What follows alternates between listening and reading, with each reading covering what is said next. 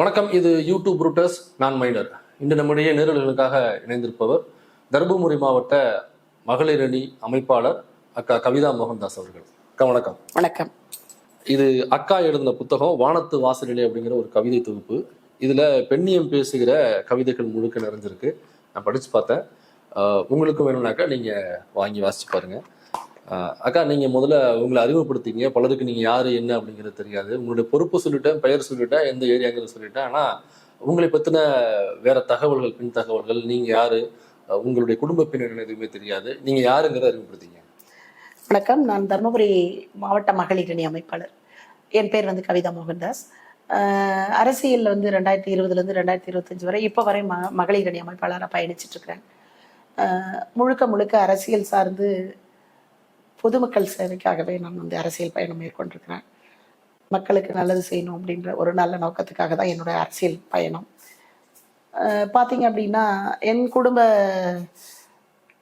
பட்டியலில், குடும்ப வரிசையில் பார்த்தீங்கன்னா என் கணவர் வழி உறவுகளாலும் என் தந்தை வழி உறவுகளாலும் தனிப்பட்ட அரூர் தொகுதிக்கு உட்பட்ட பகுதிகளில் ஆரம்ப காலகட்ட பூத்திலிருந்து முடிய போகிற அந்த மொத்தம் அரூர் தொகுதியில் 322 பூத் இருக்குது. அந்த 322 பூத்துக்கு உட்பட்ட பகுதிகள் எல்லாமே 2 வழியிலுமே எனக்கு உறவுகள் அதிகம். மக்கள் செல்வாக்கு அதிகமாக இருக்குது. அது அரசியல் சார்ந்த மக்கள் செல்வாக்கு இருக்குது. என்னோட அணுகுமுறையினாலே மக்கள் செல்வாக்கு அதிகமாக இருக்குது. உறவுகள் மூலியமாகவும் மக்கள் செல்வாக்கு அதிகமாக இருக்குது. அதனால் நான் இந்த அரசியல் பாதையை தேர்ந்தெடுத்திருக்கிறேன் மக்கள் சேவைக்காக. இதில் உங்கள் அப்பா யார்? ஏன்னா நீங்கள் பேசும்போது நீங்கள் பிஹைண்ட் த கேமரா சொன்னீங்க அப்பா யார், என்ன விருதுகள்லாம் வாங்கியிருக்காங்க முதல்வர்கிட்ட. அது என்னங்கிறது சொல்லுங்க. என் தந்தை பெயர் கவிஞர் அன்புதிபன். அவர் திரைப்பட பாடலாசிரியர் மற்றும் எழுத்தாளர். வானம் என்ற பத்திரிகையோட ஆசிரியர் அவர். அதன் பிறகு காகிதப்பூ கண்மணி என்ற புத்தகம் எழுதியிருக்கிறாரு. அதன் பிறகு அவள் தேடிய சொந்தம் என்ற ஒரு புத்தகம் எழுதியிருக்கிறாரு.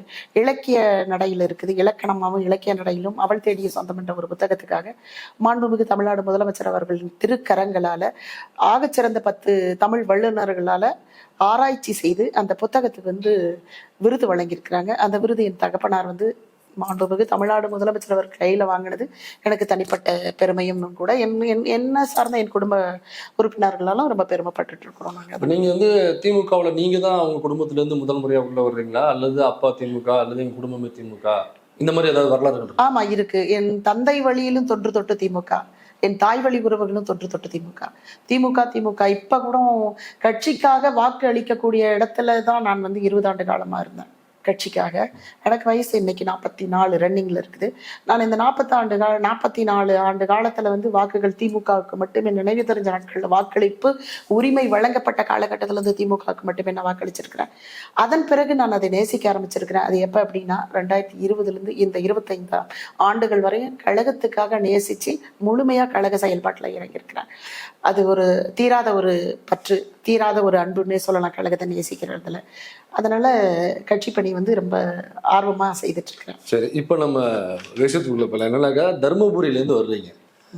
தர்மபுரி அப்படின்னாலே பொதுவா என்னவாக பார்வை இருக்கு அப்படின்னாக்கா அது ஒரு ஜாதி வெறியாட்டம் ஆடுகிற ஒரு ஏரியா அப்படின்ட்டு இருக்கு. ஆனா இதுக்கு முன்னாடி தர்மபுரியினுடைய முகம் அப்படிங்கிறது ஐயா தமிழரசன் இருந்திருக்காரு. இன்னும் பல தமிழ் தேசிய போராளிகள் நிறைய பேர் அங்க அந்த தர்மபுரி களத்திலேருந்து உருவாகி வந்திருக்காங்க, அமைப்புகள் உருவாகி வந்திருக்கு.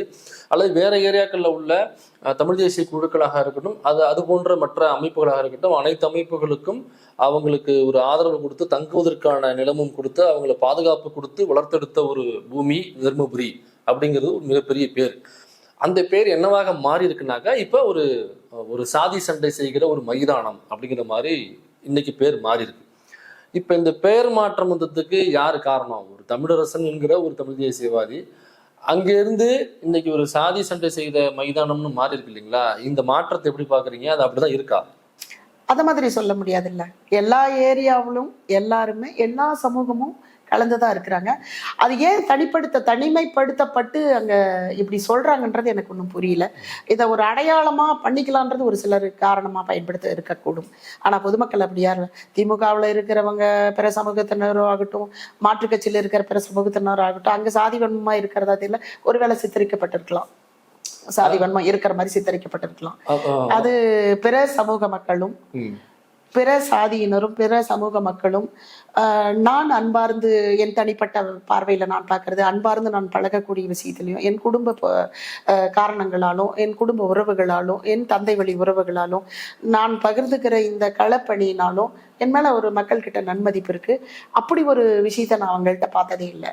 யாரோ 4 பேர் செய்யற ஒரு தவறுக்கு நம்ம ஆட்படுத்திக்க கூடாது.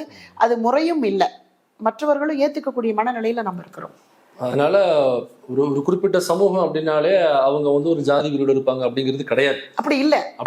அப்படி ஒரு மாயை வந்து உண்டு பண்ணி வச்சிருக்காங்க. அங்கெல்லாம் இயல்பா தான் இருக்காங்க. அவங்களுக்குன்னு ஒரு பர்டிகுலரா இப்படி இருந்தா இருக்கும், நம்ம டாமினேஷன் பண்ணணும் அப்படின்ற இடத்துல வந்து பண்ணும்போது வேணா அது மாதிரி இருக்குமே தவிர நான் சார்ந்து அது மாதிரி பார்த்தது இல்லை. இப்ப நீங்க வந்து ஒரு எல்லாருமே பிறப்பின் அடிப்படையில் ஏதோ ஒரு ஜாதியா இருப்போம், எல்லாருக்குமே சர்டிஃபிகேட் படி ஒரு ஜாதி இருக்கும் இல்லைங்களா? நீங்க ஒரு சமூகமா இருப்பீங்க. இப்ப அங்க இருக்கிற மற்ற சமூகத்தை சார்ந்த மக்கள் வந்து உங்களை எப்படி ரிசீவ் பண்றாங்க? ஏன்னா நீங்க ஒரு கட்சியில ஒரு மிகப்பெரிய பொறுப்புல இருப்பீங்க, ஆர்ப்பாட்டம் பண்ணணும் போராட்டம் பண்ணணும்னாக்கா திமுக உள்ள மகளிர்களுக்கு மட்டும் போராட்டம்னு எப்பவுமே பண்ண மாட்டாங்க. அதே மாதிரி நீங்க ஒரு ஆர்ப்பாட்டம் பண்றீங்க, திமுக உள்ள உறுப்பினர்களுக்கு மட்டுமான ஆர்ப்பாட்டம் அப்படி பண்ண மாட்டாங்க. அதே மாதிரி திமுக முன்னெடுக்குதுனாக்கா திமுக உள்ள உறுப்பினர்களுக்கு மட்டுமான உரிமைகள் அப்படின்னு முன்னெடுக்க மாட்டாங்க. அப்ப எல்லாருக்குமான உரிமைகளுக்கான போராட்டமாக திமுக முன்னெடுக்குது. அதுல நீங்க மகளிர் அணி மாவட்ட அமைப்பாளராக இருக்கும் பொழுது நீங்க முன்னாடி நின்று அந்த போராட்டத்தை பண்ணியிருக்கீங்க. அப்படி பண்ணும் பொழுது மற்ற சமூகத்தை சார்ந்தவங்க உங்களை எப்படி ரிசீவ் பண்றாங்க, எப்படி உங்களை பாக்குறாங்க? சமூக ரீதியா யாரும் என்கிட்ட பழகிறது இல்லை முதல்ல. ஏன்னா சமூக ரீதியா பழகுறாங்கன்றத நான் இதுவரை பார்க்கல. இது வந்து நான் உங்களுக்காகவோ மீடியாவுக்காக சொல்ல விரும்பல. நம்மளுடைய அணுகுமுறை அவங்களுடைய மறுபிரதிபலிப்பு. நாம எப்படி நடந்துக்கிறோமோ அதனுடைய மறுப்பு தான் அவங்க. நாம சுமூகமா பழகுறோம், அதனால அவங்க சுமூகமா இருக்கிறாங்க, ஒன்றும் பிரச்சனை இல்லை. மற்றவங்க எல்லாருமே மகளிரணி அமைப்பாளராக இருக்கிறதுனாலதான் மரியாதைன்றது இல்லை. குடும்பம் சார்ந்தும் மரியாதைகள் இருக்கு, நம்மளோட பழக்க வழக்கத்தினாலும் வருது, கட்சி சார்ந்த மரியாதைகள் இருக்கு. யார்கிட்டையும் இதுவரையும் நான் எந்த ஒரு அந்த மாறுபட்ட கருத்தோ மாறுபட்ட சிந்தனையோ நான் பார்த்தது இல்லை. ஆனா இப்ப பல போராட்டங்கள் வந்து நாங்க நடத்தியிருக்கிறோம். கழகத்தின் சார்ந்து தலைமை எங்களுக்கு கட்டளையிட்ட, தலைமை அறிவுறுத்தப்பட்ட அந்த போராட்டங்கள், கண்டன ஆர்ப்பாட்டங்கள், இந்த மாதிரி நிறைய செய்திருக்கிறோம். மகளிரணி அமைப்பாளரா நான் முதல்ல எடுத்துக்கிட்ட ஒரு விஷயம் பார்த்தீங்கன்னா, பாலியல் வன்கொடுமை, மணிப்பூர்ல நடந்த பாலியல் வன்கொடுமை, அது வந்து யாராலுமே ஏத்துக்க முடியாது. அப்ப அங்க நான் வந்து என் தலைமையில 2000 பெண்களை வந்து திரட்டி நாங்க அந்த இடத்துல எங்க மாவட்ட கழக செயலாளரோட ஆலோசனைப்படி, தமிழக அரசின்படி, ஆணையின்படி நாங்க வந்து அங்க போராட்டம் பண்றோம். அது வந்து பெண்களுக்கான போராட்டம், பாலியல் வன்கொடுமை போராட்டங்கள் வந்துருந்தாங்க. இப்ப நீட் தேர்வுன்னு ஒண்ணு விட்டுருக்குறாங்க. இதுக்கு முன்ன 10 ஆண்டு காலத்துல வந்து கையெழுத்து போட்டு கொடுத்தது யாராக இருக்கும் நீங்க நினைக்கிறீங்க? ஐயா மரியாதைக்குரிய எடப்பாடி பழனிசாமி அவர்கள் எதிர்கட்சி தலைவரா இருக்கும் போது நீட் தேர்வுக்கு கையெழுத்து போட்டாரு. இன்னைக்கு நம்ம கிட்ட என்ன சொல்றாரு? திமுக அரசு வந்த உடனே நீட் தேர்வை ரத்து பண்றேன்னு சொல்லிச்சு, ஏன் பண்ணல அப்படின்றாரு. இது எப்படி நியாயமாகும்? நீட் தேர்வை ரத்து பண்ணலன்னு ஒப்பிட்டு கையெழுத்து போட்டு கொடுத்தா ஐயா மாண்புமிகு எடப்பாடி பழனிசாமி அவர்கள் வந்து கையெழுத்து போட்டு கொடுத்துட்டீங்க. ஆனா இன்றைய ஆளுங்கட்சியில இருக்கிற திமுக அரசு மக்கள் மத்தியில ஒரு தவறான கண்ணோட்டத்துல பரப்பணுன்றதுக்காக பொய் பிரச்சாரங்களை மட்டுமே பேசிக்கிட்டு இருக்கிறாரு. அந்த திட்டம் பண்ண, இந்த திட்டம் பண்ற, முன்மாதிரியா இருக்கிற திராவிட முன்னேற்ற கழகத்தோட விடியல் பயணம் இது வந்து இப்ப என்ன சொல்றாரு? விடியல் பயணம்லாம் பண்ணவே முடியாது, யார் வீட்டு காசு எப்படி பண்ண முடியும், ஓசி பஸ், அந்த மாதிரி எல்லாம் விமர்சனம் பண்ணாங்க. தமிழ்நாடு அரசு இதுக்கு வந்து வரி கட்டிட்டு இருக்குது, தமிழ்நாடு அரசு கட்டிட்டு இருக்குது பணம். இதே வந்து இவர் ஆட்சிக்கு வந்தா நான் சொல்றேன் உங்களுக்கு வந்து விடியல் பெயர் ஆண்களுக்கு வழங்குறாங்க அப்படின்றாங்க. ஆண்களுக்கு வழங்கினா என்ன மாதிரி இருக்கும்னு நீங்க நினைக்கிறீங்க? என் பார்வையில வேற மாதிரி தோணுது. அது டேஷ் நீங்க என்ன வேணாலும் ஃபில்அப் பண்ணிக்கலாம். ஆண்களுக்கு விடியல் பயணம் வழங்கினீங்க அப்படின்னா ஆட்சிக்கு வந்தா தானே வழங்குறதுக்கு, அது வேற சமாச்சாரம். ஆனா அது வந்து விடியல் பயணம். இதுக்கு முன்மாதிரி எது இருக்கு? திராவிட முன்னேற்ற கழகம் இருக்கு. அப்ப இப்ப பெண்களுக்கு வந்து அந்த விடியல் பயணம், விலையில்லா டிக்கெட்ல விடியல் பயணம் அவங்க வந்து எந்த ஒரு தொகையும் கொடுக்காம டிக்கெட் வாங்கிக்கிட்டு எங்க வேணாலும் பயணிக்கிறாங்க.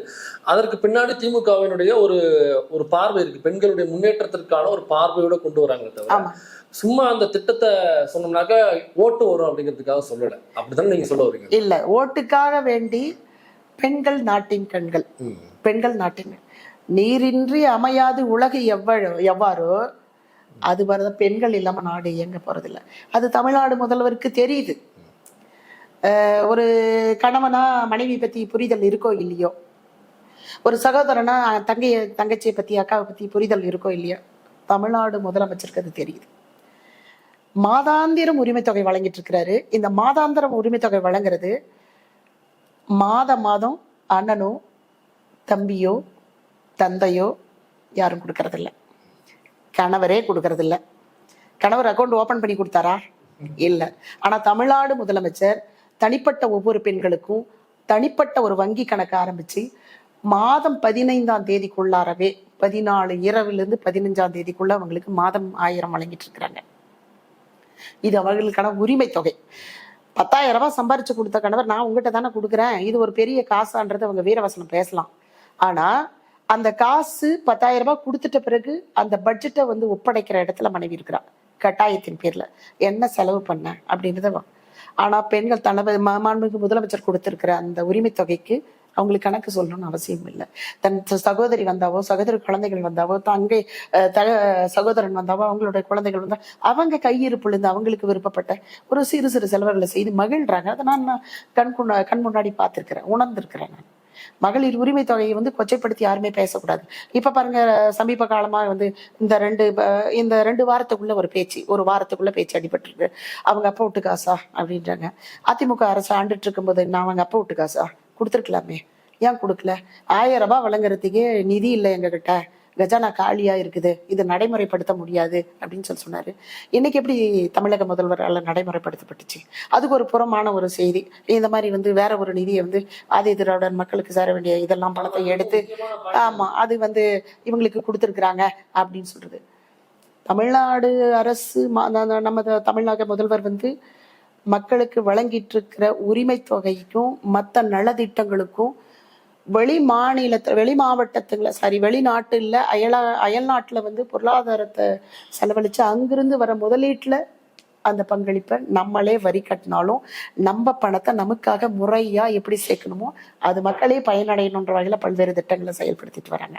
இப்ப நீங்க வந்து கழகத்துக்கு வந்து சேர்ந்த நோக்கம் என்ன? நீங்க ஒரு பொறுப்பு வாங்கியிருக்கீங்க, நம்ம ஓட்டு போடுறோங்கிறது வேற. நாங்களே சொல்லிட்டு தான் சேனல்ல பேசுவோம். நாங்கள் எலெக்ஷன்ல வந்து இந்தியா கூட்டணிக்கு தான் ஆதரவு அப்படிங்கிற நாங்கள் சொல்லிட்டு தான் பேசுவோம். நாங்கள் கட்சியில எந்த பொறுப்புலையும் இல்லை, சொல்ல போனால் உறுப்பினர் கூட கிடையாது. நாங்கள் ஓட்டு வந்து அந்த கூட்டணி யார் நிற்கிறாங்களோ நாங்கள் அங்கே தான் போடுவோம். ஆனால் நீங்கள் வந்து பொறுப்புல இருக்கீங்க. பொறுப்புக்கு போகணும்னாக்கா ஏதோ ஒரு நோக்கம் இருக்கணும், அல்லது நமக்கு ஒரு ரெஸ்பான்சிபிலிட்டி எடுத்துக்கிட்டு அந்த இடத்துக்கு போவோம். அப்ப நீங்க இந்த மாதிரி பொறுப்பு வாங்கிட்டு உள்ள போறதுக்கான காரணம் என்ன? அந்த கழகத்துல நான் என்னுடைய பங்களிப்பு செலுத்தணும் அப்படிங்கிறதுக்கான நோக்கம் என்ன? ஃபர்ஸ்ட் சுயமரியாதை, பெண்களுக்கான அங்கீகாரம், சுயமரியாதை. 20 ஆண்டு காலுக்கு முன்ன சம பெண்மணியா தான் நானும் இருந்தேன், சக குடும்ப பெண்மணியா தான் இருந்தேன். அடுப்புது பெண்களுக்கு படிப்பதற்குன்னு சொன்னதெல்லாம் முறியடிச்சு பெண்கள் கையில நாட்டை ஒப்படைக்கலான்ற அளவுக்கு தமிழ்நாடு முதலமைச்சர் இன்னைக்கு பண்ணிரு. வெள்ளும் தமிழ் பெண்கள் சாட்சி. இன்னைக்கு உங்களை நம்பிதான் வாக்குப்பதிவுகளை ஒப்படைக்கிறோம் அப்படின்னு சொல்லிக்கிறாங்க. ஏன்னா ஒரு ஆணோ இப்ப வெள்ளும் தமிழ் பெண்கள் திட்டத்தை பத்தி நான் வந்து ஒரு விஷயம் சொல்லலாம்னு நினைக்கிறேன். ஒரு ஆண் வந்து ஆண்கிட்ட வாக்குவது கேட்க முடியாது, ஆனா பெண் வந்து சக இடத்துல அடுப்படி வரையும் மொபைல் இல்லாதவங்க யாருமே இல்லை, மொபைல் பயன்படுத்தும். தமிழ்நாடு அரசோட திட்டங்கள் எல்லாமே ஆன்லைன்ல அப்படியே அப்டேட் பண்ணிட்டே இருக்கு, தெரிஞ்சுக்க முடியும். படிக்காத பாமர மக்கள் எல்லாமே இன்னைக்கு வந்து புரிஞ்சுக்கிற அளவுக்கு அவங்களுக்கு என்ன திட்டன்றது எப்படி தெரியுதோ இல்லையா, ஆனா காசு கலைஞர் காசு, விடியல் பயணம் கலைஞர் விடியல் பயணம், அந்த மாதிரி சொல்லிக்கிற அளவுக்கு. ஒரு சின்ன விஷயம் சொல்றேன் நான், விடியல் பயணம் அப்படின்னு எடுத்துக்கிட்டீங்கன்னா எந்த மூலாதாரமும் இல்லாம அவங்களுக்கு இல்லை, வாழ்வாதாரம் இல்லை, மூலாதாரம் இல்லை. ஒரு அம்மாவை நான் லைவா பாக்குறேன். அந்த அம்மாவுக்கு முதன்முறையா வந்து உரிமை தொகை வழங்காததுக்கு முன்னே விடியல் பயணத்துல பயணிக்கிறாங்க. அடுத்த மாதம் ஒரு 2 மாதங்கள்ல வந்து உரிமை தொகை வழங்குறாங்க. அவங்க வாழ்வு வந்து எப்படி மேம்படுதுன்றதை நான் சொல்ல விரும்புறேன். விடியல் பயணத்துல இங்கிருந்து கம்பைநல்லூர் டு தருமபுரி பயணிக்கிறாங்க. அந்த பணம் அவங்களுக்கு உரிமை தொகை வழங்குது. அங்கிருந்து ஒரு அந்த பணத்தை வாங்கி அங்க ஒரு இன்வெஸ்ட்மெண்ட் பண்றாங்க, அங்க ஒரு காய்கறிகளை வாங்கிட்டு வராங்க, அதை எடுத்துட்டு வந்து மார்க்கெட்ல சேல் பண்றாங்க. அப்ப அந்த பஸ் டிக்கெட்டும் உங்களுக்கு பஸ் மிச்சமாகுது. ரெண்டாவது 1000 ரூபாய் வச்சு சின்னதா ஒரு காய்கறி வாங்கிட்டு வந்து ஒரு 1300 1400 விற்கக்கூடிய ஒரு சின்ன மைக்ரோ எக்கனாமிக் உள்ள ஒரு சின்ன பொருளாதாரத்தை அவங்களால பண்ண முடியும், அவங்களால மேம்படுத்திக்க முடியுது. அது ஒரு மாதத்துக்குள்ள ஒரு குறிப்பிட்ட அமௌண்ட் வருது, மேலும் 1000 வருது, மேலும் பயணிக்கிறாங்க, மேலும் அதை தொடர். இது மேலும் மேலும் மேலும் ஒரு பெண்களோட வளர்ச்சிக்கு அது வந்து அதிகமா பயன்படுது. நிறைய தற்கூரி கூட்டங்கள் சொல்லிட்டு இருக்குது, யார் கேட்டா ஓசி பஸ், யார் கேட்டா இலவச பணம் அப்படின்னு சொல்றாங்க. அவங்க வேணா போய் பார்க்கலாம் நம்ம அவங்க பயணிக்கிறாங்களா இல்லையான்றது. இன்னைக்கு வீரவசனம் பேசியிருப்பாங்க, கண்டிப்பா அவங்க மகளிர் விடியல் பயணத்துல தான் பயணிச்சுட்டு இருப்பாங்க. நமக்கே தெரியும். இதுல குறிப்பா நான் வந்து பொள்ளாச்சி பை எலெக்ஷன் வந்த பொழுது அப்ப நாங்க வந்து பப்ளிக் பைட் எடுக்க போனேன். அப்ப எல்லாத்தையும் எடுத்துட்டு வரும்போது பஸ் ஸ்டாண்ட்ல ஒரு பாட்டியம்மா உட்காந்துருந்தாங்க. அவங்ககிட்ட யதார்த்தமா நான் கேட்டேன்னு சிரிச்சுக்கிட்டே அவங்க சொன்னாங்க, இந்த எந்த திட்டம் உங்களுக்கு பிடிச்சிருக்கு இப்ப சிஎம் கொண்டு வந்தது அப்படின்னோடனே, ஐயா எனக்கு அதெல்லாம் தெரியாதுங்க, ஏன்னா மாசம் மாசம் 1000 ரூபா போட்டு விடுறாங்க இல்லைங்களா, அந்த அம்மா சுருக்கு போய் எடுத்துட்டு வெத்தலை பாக்கு மடிச்சு வாயில போட்டு முன்னிக்கிட்டே பேசிக்கிட்டு இருந்தாங்க. அந்த 1000 ரூபா கொடுக்குறாங்க இல்லைங்களா, அது வந்து என் மகன் மாதிரி எனக்கு கொடுக்குறாங்க, என் மகன் எனக்கு கொடுக்கல இல்லையா, என் மகன் மாதிரி முதலமைச்சர் வந்து கொடுக்குறதுங்கிறது அது எனக்கு வந்து என்னுடைய சின்ன சின்ன செலவுகளுக்கு நான் யாரும் நம்பி இருக்க வேண்டியது அவசியம் இல்லை. அது வாங்கும் பொழுது என் மகன் எனக்கு கொடுக்குற மாதிரி இருக்கீங்க அப்படின்னு சொல்லிட்டு இன்னொரு வார்த்தை சொன்னாங்க. ஐயா நீங்க யாருன்னு எனக்கு தெரியாது, நீங்க ரெட்டலை கட்சியா கூட இருக்கலாம், அன்னைக்கு தோன்றதை சொல்றேங்க, நான் அதில் பயணிடுறேங்க அவ்வளவுதாங்க அப்படின்னு அந்த அம்மா இயல்பா சொல்லுது. இப்ப அந்த அம்மா கிட்ட போயிட்டு இது இலவசம் நீங்க வாங்காதீங்க அப்படின்னாக்கா நீ போய் 1000 ரூபாய் கொடுப்பியா அந்த அம்மாவுக்கு? வீட்டுல பெத்த மகனே கொடுக்கல, எனக்கு வந்து சிஎம் கொடுக்குறாரு, என் மகன் மாதிரி கொடுக்குறாருன்னு சொல்றாரு. நீ வேண்டானாக்கா அப்ப அந்த அம்மாவுக்கு யார் ரெஸ்பான்சிபிலிட்டி எடுத்துக்கிறது? நீங்க ஒரு அம்மாவை சொன்னீங்க இல்லைங்களா, இந்த மாதிரி உள்ளவங்க தான் இந்த இதுல உள்ள மிகப்பெரிய பயனாளர்கள். அவங்க கிட்ட போய் உட்காந்து கேட்டாலும் தெரியும் இந்த 1000 ரூபாயோட மதிப்பு என்ன, 1000 கோடி அவங்களுக்கு. அது அவங்ககிட்ட உட்காந்து கேட்டேன். இன்னொரு ஒரு தவறான கருத்து நான் பார்க்குறேன், சமூக வலைதளங்கள்ல சொல்றாங்க. நான் அந்த பதிவுகளை தான் கருத்து பெட்டகத்துல பார்க்கும்போது தான் தெரியுது, ஏன் வந்து உரிமை தொகை வழங்குறவங்க மட்டும் தான் ஓட்டு போடுவாங்களா, நாங்க போட மாட்டோமா அப்படின்னு. அது உரிமை தொகை, அது உரிமை தொகை. ஏன்னா 1000 ரூபாய் இருக்கப்பட்டவங்களுக்கு அதனுடைய வேல்யூ தெரியாது, இல்லாதவங்களுக்கு தான் அது என்னன்றது தெரியும். அதே அரசு பணியாளர் மனைவிக்கு 1000 ரூபாய் வழங்குறாங்கன்னா அது மரியாதை தெரியாது. இன்வெஸ்ட்மெண்ட் வேற இதில் பண்ணி தொழிலில் வந்து வளர்ச்சி அடைஞ்சிருக்கிறாங்கன்னா அந்த 1000 ரூபாயோட வேல்யூ தெரியாது. 4 சக்கர வாகனங்கள் வைத்திருக்கிறாங்கன்னா, நிலவளங்கள் வைத்திருக்கிறேன், தகுதியின் அடிப்படையில் தான் மகளிர் உரிமை தொகை வழங்குது. அரசால நான் பயன்பெறலைன்னு ஒரு திட்டத்தை சொல்ல முடியாது. ஒவ்வொரு குடும்பத்துக்கும் எனக்கு மகளிர் உரிமை தொகை வழங்கலைன்னு ஒரு குடும்பத்தில் சொன்னா கட்டாயம் பஸ்ல பயணிப்பாங்க, கட்டாயம் பஸ்ல பயணிப்பாங்க, ரேஷன் வாங்குவாங்க, ரேஷன் பொருள் வாங்குவாங்க. இது இல்லாம அவங்க பசங்க படிக்கிறாங்க அப்படின்னா அந்த எத்தனை வகையான திட்டம். நான் பெண்களுக்கு மட்டுமே தனிப்பட்ட திட்டங்கள். முதல் திட்டம் விடியல் பயணம், 2வது திட்டம் மகளிர் உரிமை தொகை, புதுமை பெண் திட்டம், நான் முதல்வன் திட்டம், தமிழ் புதல்வன் திட்டம். இதெல்லாம் தாண்டி படிச்சு மேல வெளியே வரணும்னா சென்னையில் எடுத்துக்கலாமே. சென்னையில் படிக்கிறாங்க, அவங்களால வந்து ஒரு ரூம் எடுத்து தங்கி அவங்க எங்கே படித்து என்ன பண்ண முடியும்? உண்மையாகவே கஷ்டப்பட்ட அந்த காலகட்டங்களில் அவங்க இதை கண்டுபிடிச்ச நம்ம இந்த மாண்புமிகு தமிழ்நாடு முதலமைச்சர் என்ன பண்ணுறாருன்னா, தோழி விடுதின்னு ஒன்று ஆரம்பிக்கிறார். பாதுகாப்புக்கு பாதுகாப்பாகவும், உணவுக்கு உணவாகவும், ஆரோக்கியமாகவும் சாப்பிட்டுட்டு தங்கிட்டு வெளியில் போய் அவங்களோட வேலைகளை நிம்மதியாக பார்த்துட்டு வர்றதுக்கு வந்து தோழி விடுதி கொடுத்துருக்காங்க. ஒரு அன்புக்கரங்கள்னு ஒரு திட்டம். அந்த அன்புக்கரங்கள் பார்த்தீங்க அப்படின்னு சொன்னால், பெற்றோரை இழந்து வாழும் குழந்தைகளுக்காக, ஒன்று தாய் இல்லாமல் இருக்கலாம், இல்லை தகப்பன் இல்லாமல், இல்லை இருபாலரும் இல்லாமல் இருக்கலாம். இப்போ இவங்க தவறிட்ட போது அந்த குழந்தைகளை வலுப்படுத்தி மேற்கொண்டு படிப்போ ஏதோ தடைபடாத அளவுக்கு அன்புக்கரங்கள் கொடுத்துருக்காரு. அதில் பார்த்தீங்கன்னா 2000 ரூபாய் வழங்குறாங்க. இதெல்லாம் நிறைய பேருக்கு தெரிய மாட்டேங்குதுன்னு நினைக்கிறேங்க. 2000 ரூபாய் வழங்குறாங்க. அந்த 2000 ரூபாய் கல்வி கடன்னா எப்பவுமே அவங்க கல்வி தடைபடக்கூடாதுன்றது தான் நோக்கம். 2 அன்புக்கரங்கள் நீட்டிருக்கிறாரு அந்த மாதிரி குழந்தைங்களுக்கு. அதே போல அன்பு சோலைகள்னு ஒரு திட்டம் போட்டிருக்காங்க முதியோரான பிறகு. அந்த அன்பு சோலைகள் திட்டத்தில் பார்த்தீங்க அப்படின்னா, பையன் கவனிக்கல, பொண்ணு கவனிக்கல, பேர பசங்க கவனிக்கல, ஒரு தாயும் ஒரு தகப்பனும் அந்த வீட்டில் தனிமையாக இருக்கிறாங்கன்னா நமக்கு தெரியும், திரும்ப திரும்ப ஒரே நிகழ்ச்சியை பார்க்கும்போது கட்டாயம் மனநலம் பாதிக்கப்படும். எவ்வளவுதான் நீங்க தொலைக்காட்சி பெட்டியில பார்த்துட்டே இருந்தாலும் பொழுது கழிக்க முடியாது. உங்களுக்காக எனக்காக நீங்களும் வந்து உட்காந்து பேசுறீங்க. கணவன் மனைவி கூட நீண்ட கால நாட்களை அசை போட்டு பார்த்தாலுமே ஒரு குறிப்பிட்ட ஒரு சில மணி நேரங்கள் மட்டும்தான். அதன் பிறகு அவங்களுக்கு தனிமை வாட்டப்படும். அவங்க தனிப்பட்ட ரூம்ல இருப்பாங்க. ஸோ மன ரீதியா, உளவியல் ரீதியா அவங்க பாதிக்கப்படக்கூடாதுன்றதும், உடல் ஆரோக்கியம் பாதிக்கப்படக்கூடாதுன்றதுக்காகவும் அன்பு சோலைகள்னு ஒரு திட்டத்தை பயன்படுத்தியிருக்காங்க. இதுக்கு முன்ன இருந்த எத்தனையோ பேர் ஆண்டு இருக்கிறாங்க. திமுக திராவிட முன்னேற்ற கழகம் வந்து தனிப்பட்ட முறையில குடும்ப ஆட்சின்னு சொல்லிட்டு வராங்க இல்லைங்களா. குடும்ப ஆட்சி முன்னேற்றத்துக்கு, பெண்களோட முன்னேற்றத்துக்கு மட்டுமே அது குடும்ப ஆட்சி பண்ணலைங்க. தமிழ் மொழி, தமிழ் மானம், தமிழர் பண்பாடு, இதெல்லாம் எந்த வகையிலும் யாரும் தொலைச்சிடக்கூடாதுன்றதுக்காகவே அது ஒரு குடும்பம் போராடிட்டு இருக்கு. அவங்க பின்னாடி நம்ம கைகோர்த்து நின்றே ஆகணும். தமிழ் மொழி வேணான்னு போயிட்டு நீங்க இந்தி மொழி பேசலான்ற ஒரு ஒன்றிய பாஜக அரசு கூட கையெழுத்து போட்டு கொடுத்துருவீங்க. அங்க போய் நீங்க உடன்படிக்கை வச்சுக்குவீங்க. ஆனா தமிழ்நாட்டுல வாக்கு வேணும், தமிழ்நாட்டை ஆளணும். தமிழ்நாட்டை சிதைக்கக்கூடிய ஒரு செயலை செய்துட்டு தமிழ்நாட்டை ஆளணும்னு நினைக்கும் போது தமிழருக்கு பாதுகாப்பு இல்லை. தமிழர் தொன்று தொட்டு தமிழர் தான் சிறந்தவங்கன்றதுக்கு கல் தோன்றி மண் தோன்றா காலத்தே முன் தோன்றி மூத்த குடி தமிழ் குடின்னு சொல்றாங்க. அதை போராடுறதுக்கு நமக்கு 21ஆம் நூற்றாண்டு காலம் பிடிச்சிருக்கு. தமிழர் சிறந்தவர்கள், தமிழர் சிறந்து விளங்கக்கூடிய, தமிழர் தான் நல்லவங்க, தமிழர் இந்த மாதிரி நம்ம தமிழர் பத்தி பேசுறது. மொழியை பாதுகாக்கவே 21 நூற்றாண்டுகள் பயன்பட்டிருக்குன்னா வேற என்ன மொழிக்காக போராடிட்டு இருக்கிறாங்க? அதுக்கு ஒரு இயக்கம் இருக்கு, திராவிட முன்னேற்ற கழகம் இயங்கிட்டு இருக்குது. ஏன் நீங்க அது என்னைக்காவது மொழி போர் வந்து போராட்டம் பண்ணியிருக்கிறீங்களா? மொழிக்காக உயிரிட்டவங்க எத்தனை பேர் இருக்கிறாங்க? இப்ப பராசக்தி படத்துல முழுக்க தான் பேசிருக்கோம். ஆமா, இது பராசக்தி படத்துக்கு நம்ம இப்ப ஜென்ரலாவே பேசலாமேங்க.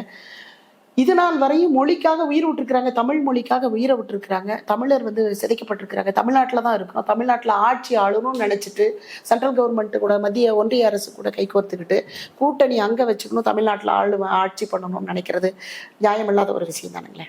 கண்டிப்பா தமிழை காப்பாற்றணும், தமிழ் மக்களை, இது ரெண்டுமே பாதுகாப்பு இல்லைன்னும் போது யாருக்கிட்ட உங்களுக்கு ஓட்டு வேணும்? யார் உங்களை கொண்டு வர முடியும்? யாரு பாதுகாப்பு அரணா இருக்கிறாங்களோ அவங்கள தான் மக்கள் தேர்ந்தெடுப்பாங்க. நான் ஒரு வள்ளுவன் குரல் ஒன்று சொல்ல ஆசைப்படுறேன். வானோக்கி வாழும் உலகெல்லாம் மன்னவன் கூநோக்கி வாழும் கொடினாங்க. இந்த பிரபஞ்சத்துல படைக்கப்பட்ட அத்தனை ஜீவராசிகளும் வானத்தை பார்த்து வாழ்ந்துட்டு இருக்கும். மழை பெய்யும், புல் விளையும், மாடு மனசு புல் அருவி எல்லாமே அதுல வந்து.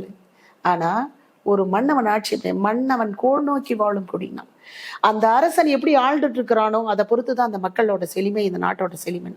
அது போல திமுக அரசுனால தமிழ்நாடு, மாண்புமிகு தமிழ்நாடு முதலமைச்சர் அவர்கள் ஆண்டுகிட்டு இருக்கிற இந்த ஆட்சி காலம் பொற்காலம், பெண்களுக்கு பாதுகாப்பான காலம், திராவிட மாடல் ஆட்சி. பிற மாநிலங்களை இதை பின்பற்றுது. காலை சிற்றுண்டி உணவு திட்டத்தை பிற மாநிலம் பின்பற்றுறது. எப்படி உங்களால சாத்தியக்கூறு? ஒன்றிய அரசு நிதி நம்ம கிட்ட நாம கற்ற வரியே திருப்பி செலுத்துறது இல்லை. அதுக்கு நாங்களாம் போராட்டம் பண்ணோம். ஃபர்ஸ்ட் எப்படி வராங்க? தமிழ்நாட்டுக்கு உள்ள வரத்துக்கு, தமிழ்நாட்டை பிடிக்கணுன்றதுக்காக எங்க கையை வைக்க பாக்குறாங்க? தமிழ் மொழியில கையை வைக்க பாக்குறாங்க. முடியல, அதுக்காக போராட்டம் பண்ணிட்டு இருக்கிறோம்.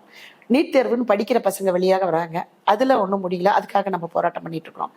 இதெல்லாம் தாண்டி தமிழ் மொழிக்கு, நீட் தேர்வுக்கு அப்புறம் பாத்தீங்கன்னா இன்னைக்கு 100 நாள் வேலை திட்டத்துல கை வைக்கிறாங்க. அடிமக்களோட வாழ்வாதாரத்துல கை வச்சுட்டாங்க. இப்ப 100 நாள் வேலை திட்டமும் நான் 150 நாள் வேலை திட்டமா பண்ணி தரணும், ஊதிய உயர்வு பண்ணி தரேன்னு சொன்னோம். ஆனா இவங்க அதுக்கு ஒரு புது பேர் வாயிலே நுழைய மாட்டேங்குது. தமிழ் அல்லாத வேற ஒரு, ஏன் காந்தி சொன்ன மாதிரி நான் சமீபத்துல பார்த்தேன், ரூபா நோட்ல காந்தி இருக்கிறாரு, வேணான்னு சொல்லிடுறீங்களா? வேலை வாய்ப்பு திட்டத்துல மட்டும் ஏன் காந்தி பேர் வேணான்னு சொல்றீங்க நீங்க? அந்த மாதிரி இருக்கு. தமிழ் மொழிக்கு பாதுகாப்பு, தமிழ்நாட்டுக்கு கீழடி அகழ்வாராய்வு ஆட்சி, இதை வந்து நம்ம ஆராய்ச்சி நிலையத்தை நம்ம கொஞ்சம் கவனம் கொடுத்து பார்த்தாங்கன்னா தெரியுங்க தமிழ் எவ்வளவு தொன்மையானது, தமிழ் மக்கள் எவ்வளவு தொன்மையானவங்க. அந்த கீழடி அகழ்வாய்வு வந்து அதிமுக பிரிவுல முன்னிலை போட்டு மூணாங்க. அந்த அப்போது இருந்த அமைச்சர் வந்து முன்னிலை போட்டு மூணாரு. அதுக்கப்புறம் மாறினதுக்கு அப்புறம் தான், திமுக ஆட்சி வந்ததுக்கு அப்புறம் தான் கவர்மெண்ட்லேருந்து, ஸ்டேட் கவர்மெண்ட்லேருந்து பணம் கொடுத்து அதை திரும்ப எடுத்தாங்க. அப்போதான் நம்மளுடைய அங்கே என்னென்ன கிடைச்சிருக்கு, நம்மளுடைய மூத்த குடிகள் அங்கதான் இருக்காங்க அப்படிங்கிறது நமக்கு அப்பதான் தெரியும். ஆமாங்க. இப்ப கீழடி ஆராய்ச்சியில நம்ம வந்து தமிழ்நாடு அரசு அதுக்கு வந்து தனிப்பட்ட முறையில கவனம் கொடுத்து, எங்க தமிழர் தான் முன்னோடிகள்னும் தமிழ்நாடு சிறந்ததுன்னு சொன்னா பிற மாநிலங்களும் பிற நாடுக்குமே பிரச்சனை வந்துருவோம் அப்படின்றத இதை முடக்கிறதுக்காக பாக்குறாங்க. தமிழ் மொழி தொன்மையானதுன்னு சொன்னா பிற மொழிகள் வந்து கொண்டோம் இந்திய உள்ள திணிக்க முடியாது. இந்திய ஒரு சின்ன எக்ஸாம்பிள், பாதுகாப்பு இல்லைன்னு சொல்லி கொஞ்ச நாள் பொருளை பண்ணிட்டு இருந்தாங்க தமிழ்நாட்டுல. பாதுகாப்பு இல்லைன்னு சொல்றாங்க. இந்தி பேசக்கூடிய அந்த மாநிலத்தில் இருக்கிறவங்க தமிழ்நாட்டுல பாதுகாப்பா இருக்காங்க. ஆமா, அப்படி சொல்லக்கூடிய கட்சியில பார்த்தோம்னா 2 நாளைக்கு முன்னாடி நம்ம மாற்று கட்சியில விமர்சனம் இருக்கலாம், ஆனா ஒரு நாகரிகமான விமர்சனத்தை வைக்கணுங்கிறத நம்மளே கேட்டுட்டு இருக்கோம். நீட் தேர்வை கொண்டு வந்ததுனால நீங்க உங்க மாநிலத்துல இருக்கிறவங்களுக்கு எத்தனை பேருக்கு வேலை போட்டு கொடுத்துருக்குறீங்க? அத்தனை பேரும் வந்து தமிழ்நாட்டுல தஞ்சம் புகுந்திருக்காங்க. திரும்பி பாருங்க, பானிபூரி விற்கிறவங்க, ஹோட்டல் கடையில வேலை செய்வாங்க, பஞ்சு மிட்டாய் விற்கிறோம். பஞ்சு மிட்டாயோட ஒரு நாள் ஒரு பேக்கெட் வந்து 5 ரூபாய். இன்னைக்கு யாரும் அதை விரும்புறது இல்லை. மீறி போனா 50 ரூபாய். ஒரு நாளைக்கு 24 மணி நேரத்துல 12 மணி நேரம் ஓடி இருந்தாலும் வந்து விற்பனை செஞ்சாலும் 50 ரூபாயை தாண்டாது. அது பிடிச்சு வாங்குறாங்களா இல்லையா, இதுதான் இவங்களுடைய வாழ்வாதாரம். இதுல போயிட்டு சாப்பிட்றமா சாப்பிடலையா 5 ரூபாய் கொடுத்து வாங்கிட்டு ஒன்றும் பிரச்சனை இல்லை, ஒரு வாழ்வாதாரத்துக்கு பயன்படுவேன் அப்படின்ற முறையிலாம் கூட நாங்க பண்ணியிருக்கிறோம். தமிழ்நாட்டுல நாங்க பாதுகாப்போம். வந்தார வாழ வைக்கும் மண் தமிழ்நாடு. தமிழ்நாடு அரசு, தமிழ்நாட்டோட மாண்புமிகு முதலமைச்சர் அவர்கள் வந்தவங்களெல்லாம் செழுமையா பாத்துக்கிறாரு. கண்டிப்பா. இந்த உரிமை தொகை 1000 ரூபாய் வழங்குவது அப்படிங்கிறத பலரும் வைக்கிற விமர்சனம் பண்ணாங்க. இலவசமா கொடுக்குறீங்க ஒண்ணு, 2வது பெண்களுக்கே கொடுத்து கொடுத்து சோம்பேறி ஆக்குறீங்க நீங்க அப்படின்னு ஒன்று சொல்றாங்க. இதுக்கு உங்களுடைய கருத்து என்ன? பெண்கள் சோம்பேறியா இருக்கிறாங்கன்னு யார் சொன்னதுங்க? அதிகாலை கண் விழித்து, என் கவிதையில ஒரு படைப்பு இருக்கு. அதிகாலையில கண் விழிக்கிறதுல இருந்து அலாரம் வச்ச அலாரத்தை அணைச்சிட்டு அப்புறம் இரவு படுக்கும் 12 மணி வரை வீட்டுக்காக வேலை பார்க்குறாங்க. இதை கணவனோ அந்த குடும்பத்தில் இருக்கிற மாமியார் மாமனாரோ யாருமே வந்து அதை பட்டியலிட்டு பார்த்துருக்க மாட்டாங்க. நான் அந்த இடத்துல இருந்து பார்த்துட்டு இருக்கிறேன். நானும் ஒரு குடும்ப பெண்மணி தானே. ஒரு நாளைக்கு ஒரு குடும்பத்தில் எத்தனை பேரோட ஆசை தேவைகள் என்னென்ன இருக்கு அத்தனை நிவர்த்தி பண்ணிட்டு தான் உறங்கும் நேரத்தை கூட தயங்காமல் ஒதுக்கி வைக்கிறோம். தான் உறங்கும் நேரத்தை கூட தயங்காமல் ஒதுக்கிறோம். எதுக்காக? பணிவிடை குடும்பத்துக்காக செய்யறதுக்காக. ஒரு நாள் ஒவ்வொரு நாளும் ஓய்வில்லாத உழைச்சிட்டு இருக்கிறோம். கண்டிப்பா வந்து உரிமை தொகை வழங்கினாங்கன்றது சொல்றது வந்து உரிமை தொகை. அது எப்பேற்பட்ட உரிமை தொகை தெரியுங்களா? சுயமரியாதை உரிமை தொகை. கணவர் கேட்கிறாரு, என்ன வேலை செஞ்சீங்க, என்ன பார்த்துட்ட, என்ன செஞ்சுட்ட அப்படின்னு கேட்குறாங்க. காலையிலேருந்து செஞ்ச வேலையை அவங்க திரும்பி பார்க்க நேரம் இல்லை. ஆனா அதை மதிச்சு மாண்புமிகு தமிழ்நாடு முதலமைச்சர் அவர்கள் காலையிலேருந்து சுயமரியாதை காக்கப்படணுன்ற ஒரே காரணத்துக்காக பெண்களான சுயமரியாதை காக்கப்படணும். உன்னை யாரும் சும்மா சோறு போடுறன்ற மாதிரி சொல்லிடக்கூடாது, சும்மா இருக்கிறன்ற மாதிரி யாரும் சொல்லிடக்கூடாது, வீட்டில் சும்மா தானே இருக்கிறன்ற மாதிரி வார்த்தை யாரும் பயன்படுத்தக்கூடாது. அதுக்கான உரிமை தொகை தான் அது. பெண்களின் சுயமரியாதை உரிமை தொகை அது. அது ஒரு ஆனார்ந்த யோசிச்சு பார்க்கும்போது ஆமாங்க. அது நான் உங்ககிட்ட கூட கேட்குவேன். ஏன்னா அது உங்க இடத்துல இருந்து பார்த்தா அது தெரியாதுங்க. எங்க இடத்துல இருந்து பார்த்தா மட்டும்தான் தெரியும். அது எவ்வளோ உரிமை தொகை, எவ்வளோ வேல்யூபிள்ன்றது உங்களுக்கு தெரியாது. ஆண்களால கட்டாயம் புரிஞ்சுக்கவே முடியாது.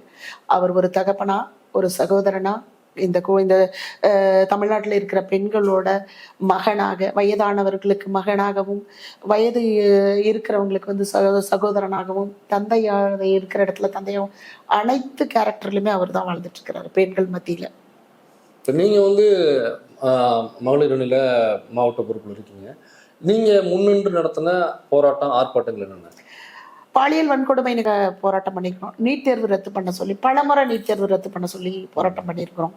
அப்புறம் வந்து காலை சிற்றுண்டி உணவு திட்டத்தை வந்து கொச்சைப்படுத்திய, ஏளனம் பண்ணிய தினமலர் நாளிதழை கண்டன ஆர்ப்பாட்டத்தோடு அந்த நாளிதழை கிழித்தும் எரித்தும் கண்டன ஆர்ப்பாட்டம் பண்ணியிருக்கணும். ஏன்னா ஒரு காலை சிற்றுண்டி உணவு திட்டத்தை எவ்வளவு கேவலமா பேசினவங்க யாரும் இருக்க மாட்டாங்க. அது வரவேற்கக்கூடிய ஒரு திட்டம். நாளைய தலைமுறை ஆரோக்கியமா வளரணுன்றதுக்கு திராவிட முன்னேற்ற கழகம் அதுதான் முற்போக்கு சிந்தனை கூட்டம். நாளைக்கு என்ன பண்ணுன்றதுக்காக இன்னைக்கு விதை போடுறாங்க.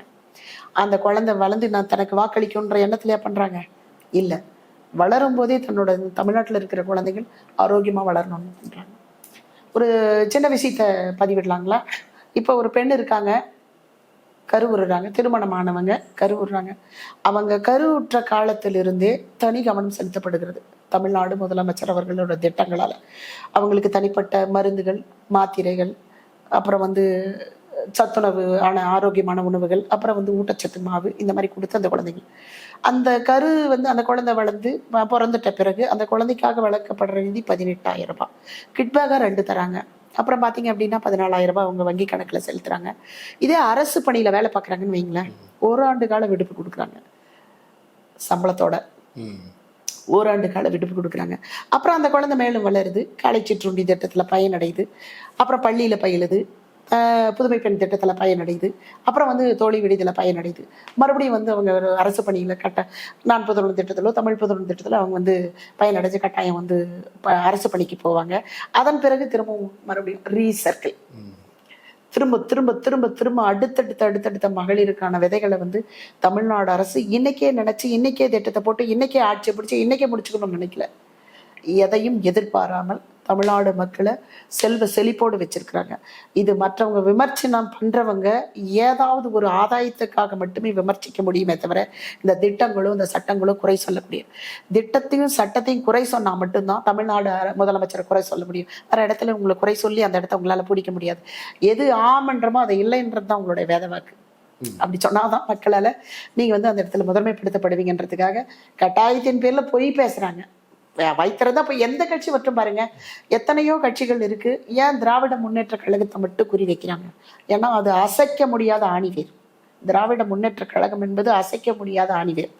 இவங்க எல்லாம் கொஞ்சம் கொஞ்சமா ஏதாவது பண்ணி பார்க்கலாம், உள்ள நுழைய முடியுமா அப்படின்ற மாதிரி பண்ணுவாங்க. கால் வீணாகும். கண்டிப்பா அவரிடத்தை நிறைவு செய்ய அவரால் மட்டும்தான் முடியுமே தவிர அவருக்கு பிறகு யாரும் அந்த இடத்தை நிறைவு செய்ய முடியாது. நான் ஃபர்ஸ்ட் கேட்கும்போது ஒரு ஒரு ஒரு பதில் சொன்னீங்க. நீங்க ஏன் பொறுப்பாளராக வந்தீங்க, கட்சியில உறுப்பினராக மட்டும் இல்லாமல் பொறுப்பாளராக ஏன் மாறுங்க கேட்டது. நான் ஒரு சமூக சேவகி, அதுல நிறைய ஆர்வம் உள்ளவன், அதன் பொருட்டு இதுல வந்தாக்க இன்னும் அதிகமாக செய்ய முடியும் அப்படிங்கிறத வந்துன்னு சொன்னீங்க. பொறுப்பாளர் வர்றதுக்கு முன்னாடியாக இருக்கட்டும், அதுக்கு அப்புறமாக இருக்கட்டும், நீங்க சமூக சேவகம் நோக்கி அல்லது கட்சி சாராத நிகழ்ச்சிகளாக வேற என்னென்ன செஞ்சிருக்கீங்க? நான் பார்த்தீங்கன்னா சமூக சேவைக்கு தான், நீங்க சொன்ன மாதிரி சமூக பார்வையில தான். முதல்ல பார்த்தீங்கன்னா நான் அடிமட்ட அளவுலேருந்து வளர்ந்து வந்திருக்கிறேன். ஒரு வேளை உணவினோட வழி என்னன்றது எனக்கு தெரியும். நான் வளர்ந்த பிறகு அந்த ஒரு வேளை உணவுக்காக கஷ்டப்படுறவங்களை கடந்து போறேன்னா நான் மனிதையே இல்லை. மனிதம் பேசப்படணும். அதனால நான் ஒரு குறிப்பிட்ட அளவு வளர்ச்சி அடைஞ்ச பிறகு என் கணவருடைய சம்பாதியத்துல மாதாந்தோறும் ஒரு 10% என் மன மகிழ்ச்சிக்காக சேவை செய்து மன மகிழ்ச்சி அடைவேன். இந்த எண்ணம் எனக்கு நிறைவடையலை. வேற என்ன செய்யணும்? எனக்கு மனசு பெருசா இருக்கு, பொருளாதாரம் குறைவா இருக்கு. ஏன்னா நான் பார்க்கணும், என் குடும்பம் பார்க்கணும், அதன் பிறகு சமூக சேவை பார்க்கணும். இதெல்லாம் இல்லாம பார்த்தீங்க அப்படின்னா ஒரு தெரு இருக்கு, அந்த தெருவில் குப்பைகள் அகற்றப்படலை. இது இந்த ஆட்சி காலத்துல நான் பொறுப்புக்கு வராதுக்கு முன்னாடி நான் சொல்றேன், இந்த மாவட்ட பொறுப்பு வாங்காததுக்கு முன்னாடி ஒரு குப்பைகள் அகற்றப்படலை, கட்டாயம் பஞ்சாயத்துக்கு ஃபோன் பண்ணிடுவேன். கழிவு நீர் சுத்தம் பண்ணலை, கட்டாயம் பஞ்சாயத்துக்கு ஃபோன் பண்ணிடுவேன். மின்சார வசதி இல்லை, கட்டாயம் ஃபோன் பண்ணிடுவேன். ஏன்னா ஃபோன் பண்ணுறது மட்டுமே என் வேலை இல்லை, அந்த பணியை நிறைவுற செய்வது தான் என் வேலை. அந்த பகுதியில் இருக்கிற மக்கள் சொல்லுவாங்க, கரண்ட் இல்லையா, கவிதாவுக்கு சொல்லு, உடனே வந்துடுவாங்க. அப்போ நான் அது வேகம் இன்னும் கொடுக்க ஆரம்பித்தேன். இப்போ அந்த இடத்துக்கு நம்ம வரணும், ஒரு தேவைகளை, மக்கள் தேவையை பூர்த்தி பண்ணிக்கணும், ஒரு அதிகாரம் தேவைப்படுது. நான் ஒரு சாமானிய மக்களாக பேசும்போது பொதுமக்கள் யாரும் எடுத்துக்க மாட்டாங்க. அதே அரசு பணியில் இருக்கிறவங்களும் அதுக்கு ரெஸ்பெக்ட் பண்ண மாட்டாங்க. இதை நான் பார்த்த ஒரு விஷயம். நீங்கள் என்னவா இருக்கிறீங்கன்னு கேட்குறாங்க. நம்ம இந்த சாக்கடை இப்படி இருக்குங்க, இப்போ குழந்தைங்கள்லாம் அந்த பகுதியில் இருக்கிறாங்க, டெங்கு மலேரியா அட்டாக் ஆகுது. அப்போ அந்த காலகட்டமெல்லாம் உண்மையாகவே டெங்கு மலேரியா, கொரோனான்றது இப்போ இடையில போன இந்த 5 ஆண்டு காலகட்டத்தில் போனது தான். அதுக்கு முன்னே டெங்கு மலேரியா ரொம்ப தீவிரமான ஒரு விஷயம். அப்போ சொல்லும் போதெல்லாம் சொல்லுவோம், ஏன்னா எப்போ பார்த்தும் நீங்களே ஃபோன் பண்ணிட்டு இருக்கிறீங்க, எங்களுக்கு வேற வேலை இல்லையா அப்படின்வாங்க. அப்போ அதிமுக ஆட்சி தான் இருந்துச்சு, ஓப்பனாக பேசுவேன் நான். அதிமுக ஆட்சி தான் இருந்துச்சு. அரசு பணியாளர்கிட்ட சொன்னால் அதுக்கு ஏதாவது ஒரு முரண்பாடு சொல்லுவாங்க, இதெல்லாம் நீங்கள் யார் சொல்கிறதுக்கு அப்படின்வாங்க. ஆனாலும் போராட்டம் பண்ணியாவது அடிப்படை தேவையான அந்த இடத்துக்கு தண்ணி வசதிகள் பண்ணி கொடுத்துருவோம். அதே போல் சாக்கடை கிளீன் பண்ண சொல்லிடுவோம். மின்சார வசதி ஏற்பாடுபடுத்தி கொடுத்துருவோம். அந்த தெருக்கள் சுத்தப்படுத்தலைன்னா அந்த தெருக்கள் சுத்தப்படுத்தப்படுவோம். இந்த மாதிரி பொது சேவைகள் எல்லாம் நிறைய பண்ணியிருக்கிறேன்.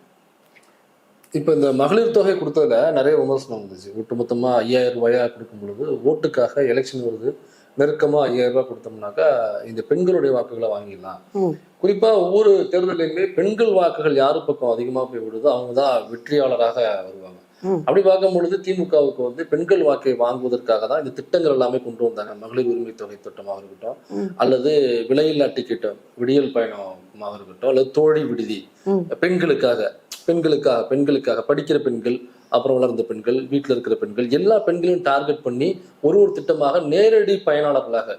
இப்போ ஒரு திட்டம், ஒரு பஸ் பாஸ் அல்லது ஒரு சைக்கிள் கொடுக்குற திட்டம் படிக்கிற மாணவர்களுக்கு அப்படின்னா, அது வெளியில ஒரு கிராமத்துல இருந்து அவங்களால ரீச் பண்ண முடியாது, அங்கேருந்து பஸ் வசதியா இருக்காது. அப்ப சைக்கிளை கொடுத்து ஸ்கூலுக்கு கொண்டாந்து உட்கார வைக்கிறாங்க. பஸ் வசதி இருக்கு, அவனுக்கு பஸ் பாஸ் இப்படி கொண்டாந்து உட்கார வைக்க. இப்படி மறைமுகமான திட்டமாக இருக்கும், மறைமுக பயனாளர்களாக இருப்பாங்க. இது நேரடியாக நீங்க ஒரு வயது வந்ததுக்கு அப்புறம் ஒரு பணத்தை கையில கொடுத்த உடனே உங்களுக்கு ஆஹா இவன் நல்லவன் அப்படின்ற ஒரு பார்வை வரும். அல்லது இவங்களையும் நம்ம ஓட்டு போட்டுருவோம், அடுத்த வருஷம் 2000 கொடுப்பாங்க. இப்படி நேரடியாக பணத்தை கொடுத்து பெறுகிறாங்களே தவிர இது மக்கள் நலன் இல்லை. அதுவும் குறிப்பா அந்த 5000 ரூபாயை தூக்கி எதுக்கு மொத்தமா கொடுக்கணும்? இது தேர்தலுக்கு ஓட்டுக்காக மட்டுமே தான். இது நேரடியாக லீகலா பணம் கொடுத்து ஓட்ட வாங்குறாங்க அப்படிங்கிற குற்றச்சாட்டை எதிர்கட்சிகள் அனைத்துமே வச்சாங்க. இதுல உங்களுடைய பார்வை என்ன?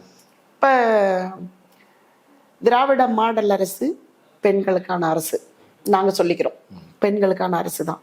ஏன்னா பெண்கள் முன்னேற்றத்துக்கு தாங்க பெரியாரே பாடுபட்டாரு. பெண் ஏன் அடிமையானால்னு எழுதினாரு. அவர் பேசினதும் பெண்ணுக்காக தான் பேசினாரு. முதல்ல போய் படி, நீ படிச்சா உன் குடும்பம் முன்னேறுன்னு சொன்னாரு. அதை பின்தொடர்ந்து வந்த கலைஞர் ஐயாவும் அதை தான் சொன்னாரு. நீ படிக்கிறதுக்கு என்ன தடை இருக்குது அத்தனையும் நான் வழங்குறேன்னு சொன்னாரு.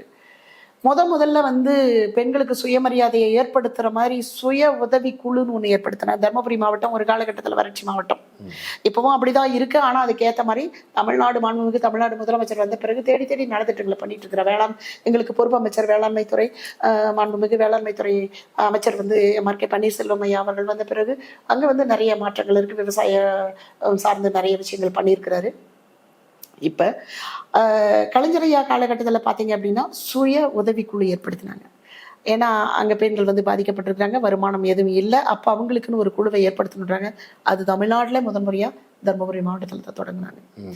மகளிர் உரிமை தொகை கூட தமிழ்நாட்டில் தர்மபுரியில தான் பண்ணாங்க. உரிமை தொகை வழங்குறதும் அங்கதான் பண்ணாங்க. அது வந்து பெண்களுக்கு கொடுக்கப்பட்டது.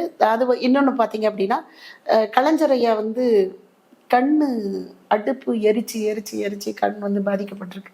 அப்படி என்ன பண்ணு, கேஸ் வழங்கினாங்க, கேஸ் கொடுத்தாரு. பக்கத்து வீட்டில் சாதி ரீதியாகவும் எடுத்துக்கலாம், வசதி வாய்ப்பும் எடுத்துக்கலாம். பக்கத்து வீட்டில் போயிட்டு டிவி பார்ப்பாங்க. நாங்கள் இருந்த காலகட்டத்தில் பக்கத்து வீட்டில் தான். அதனால வந்து அவமானங்கள் நிறைய சந்திச்சிருக்கிறாங்க. சிறு குழந்தைகளாகட்டும் பெரியவர் வரையாகட்டும் அவமானங்களை ஒரு உயர்ந்த சாதியினர் வீட்டுக்கு அருகாமையில் ஒரு வண்ண தொலைக்காட்சி பெட்டி இருக்கு அப்படின்னா, வசதி வாய்ந்தவங்க வீட்டில் இருக்குன்னா அதை நின்று பார்க்கக்கூடிய ஒரு சூழல் ஏற்பட்டு அவங்க வந்து திட்டுவாங்க, அவங்க அதை அடிச்சு கூட்டிட்டு போயிடுவாங்க. இப்போ இதெல்லாம் கட்டாய தமிழ்நாடு. அப்ப அன்னைக்கு இருந்த நம்ம கலைஞர் ஐயாவுக்கு தெரிஞ்சு வீட்டுக்கு ஒரு வண்ண தொலைக்காட்சி பெட்டி கொடுத்தாரு. கூச்சல் குழப்பங்கள் குறைய ஆரம்பிச்சிச்சு, சண்டை சச்சரவுகள் குறைய ஆரம்பிச்சிச்சு. வண்ண தொலைக்காட்சி பெட்டி வழங்கினாரு, இலவச கேஸ் வழங்கினாரு.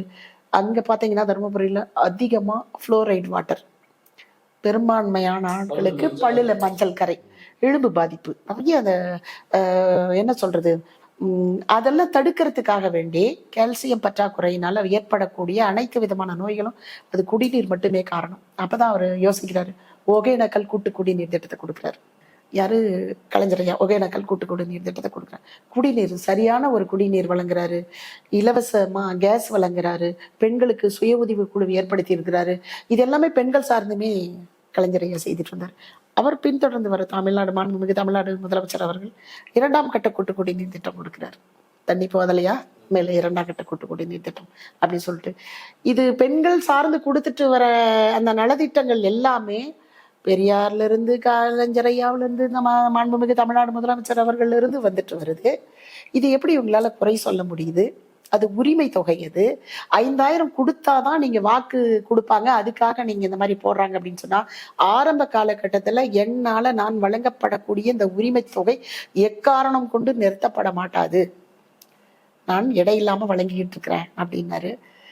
உங்களுக்கே தெரியும், ஏப்ரல் மேல அரசியல் வந்து மாற்றம் வரும். அது வந்து தேர்தல் பணி காலம். அந்த காலகட்டத்துல கூட மக்கள் பாதிக்கப்படக்கூடாது, பெண்கள் மனநிலை மாறிடக்கூடாது. வழங்குறேன்னு சொன்ன அந்த 1000 ரூபாய் இல்லைன்ற ஒரு ஏக்கம் அந்த சூழல்ல அதுக்கான கணக்கு இருக்கும். நாளைக்கு எனக்கு வந்து ஏப்ரல் மாசத்துக்கான கணக்கு, இந்த ஒரு 10,000 ரூபாய் நான் சேமிச்சு வச்சிருக்கிறேன், மாசம் கண்டா 1000 ரூபாய் போட்டாரு, இன்னும் ஒரு 2000 சேர்த்தனா ஏதோ ஒரு குழந்தைக்கு ஏதோ ஒரு நகையை வாங்கலான்ற ஒரு எதிர்கால கணக்கில் இருக்கும் பெண்களுக்கு. அந்த 2000 நின்று போச்சுன்னா அந்த கனவு சிதைக்கப்படும்.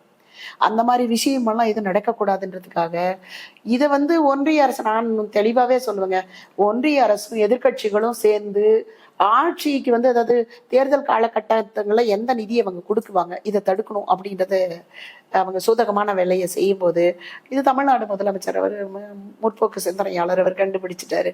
சரி அப்படியா, நான் கொடுக்கறத நிறுத்த முடியாது, பின்னாடி வர 3 மாசத்து காசையும் பிப்ரவரி மாசத்து காசையும் சேர்த்து 3000 ரூபாய் வழங்கி, அதன் பிறகு கொடை விடுமுறை பண்ணு சொல்லிட்டு 2000 வழங்கி 5000 ரூபாய் கொடுக்கும். தேர்தல் காலகட்டத்தை பிறகு 100% சொல்லுவாங்க அது திமுக அரசு தான் வரும், மேற்கொண்டு 1000 ரூபாய் 2000 ரூபாயா மாறும்.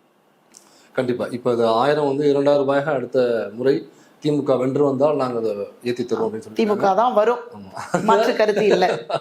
அதுல நம்ம ஐயா எடப்பாடி பழனிசாமி வேற நாங்கள் ஆண்களுக்கும் இலவசமாக பயணம் தருவோம் அப்படின்னு சொல்லியிருக்காங்க. இந்த ஆண்களுக்கும் பயணம் தருவோம் அப்படிங்கிறத நீங்க எப்படி பாக்குறீங்க? இல்லைங்க, இப்ப ஆண்களுக்கு பயணம் தரும்னா ஆண்கள் தவறான வழியில போறதுக்கு நிறைய விஷயம் இருக்குல்ல, அதெல்லாம் நாம சொல்ல முடியாது, கோடிட்டு சொல்ல வேண்டிய வார்த்தைகள் அதெல்லாம்.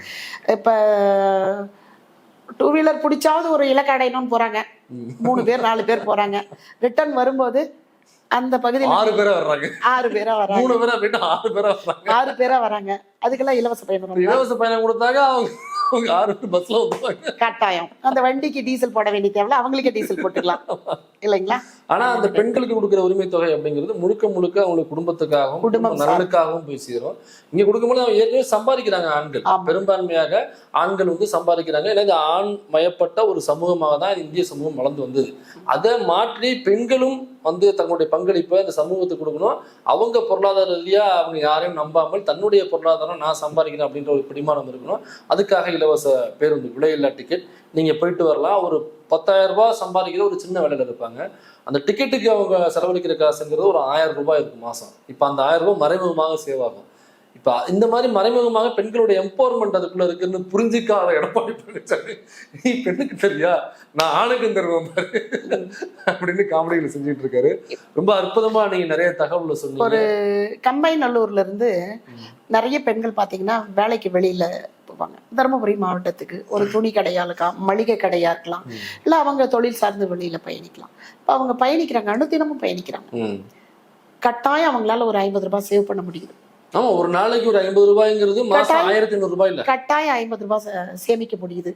அந்த 50 ரூபாய் அவங்களுக்கு சேவிங் பண்றதுனால மாசம் 1500 ரூபாய் நிக்குது. மகளிர் உரிமை தொகை 1000 ரூபாய் வழங்குறாங்க. அவங்க பெண்கள் வந்து படிக்கிறாங்கன்னா புதுமை பெண் திட்டத்துல 1000 ரூபாய் பயனடைகிறாங்க.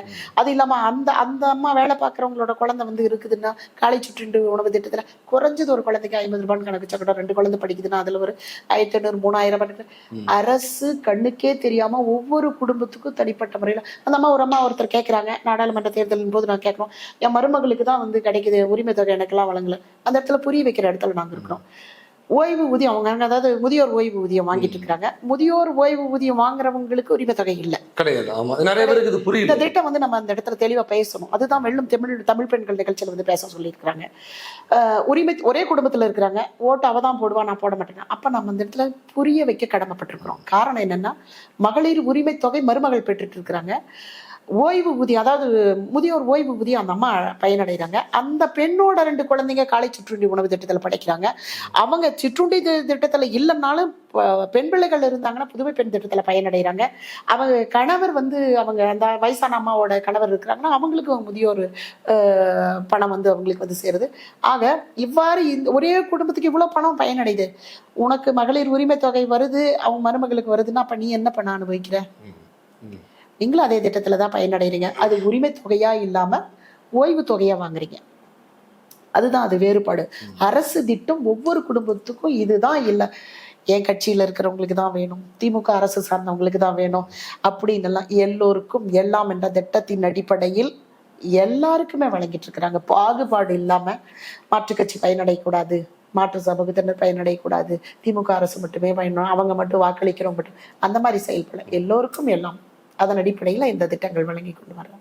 நீங்க இந்த குறைவான நேரத்துல முடிஞ்ச தகவல்கள் நிறைய பேசியிருக்கோம். நீங்க உங்களுடைய அறிமுகத்தோடு நீங்க யார் என்னங்கிறது மக்களுக்கு தெரிஞ்சிருக்காது, அதையும் நீங்க நிறைய சொல்லியிருக்கீங்க. இன்னும் அடுத்தடுத்த சந்தர்ப்பங்கள்ல இன்னும் நிறைய விஷயங்களை பேசுவோம். நிறைய விஷயங்கள் இருக்கு, ஆனா பேசுறதுக்கு நேரமின்மையிலாம் நம்ம தவிர்க்கிறோம். இன்னும் நிறைய நீங்க செஞ்ச போராட்டங்கள்லாம் நீங்க வந்தோடனே நிறைய நம்ம பேசுவோம்.